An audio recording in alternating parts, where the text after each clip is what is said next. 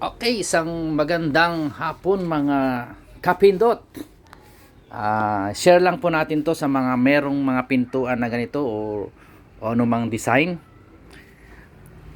Ito ay para sa mga hindi pa alam.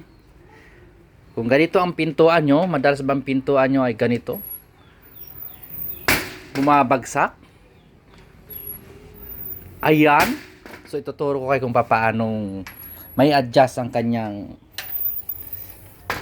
maiwasan yung ganyang pag-iingay niya. Ayan. So nakikita nyo ba itong mga kapindot? Meron siyang screw dito. Ayan. Pag pinihit mo ng pakanan, ganyan, pihitin mo pakanan. So yan, nakikita nyo. Ayan.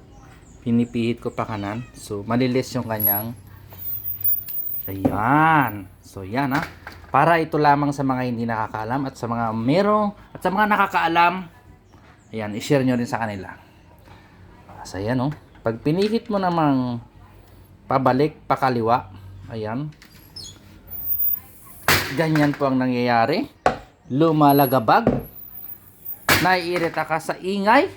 So ang gagawin natin, may solusyon dyan. Ito. Ayan. Pihitin natin ng pakanan. Yan. Okay. Pinihit natin yan So yan screw. So yan Ayan dahan-dahan na siya. At kung matagal naman siyang magsara, meron niyang adjustan. I-adjust mo lang siya para hindi naman ganun katagal magsara. Yun diba? Pwede na yun, dahan-dahan. So yun lamang po. Thank you very much.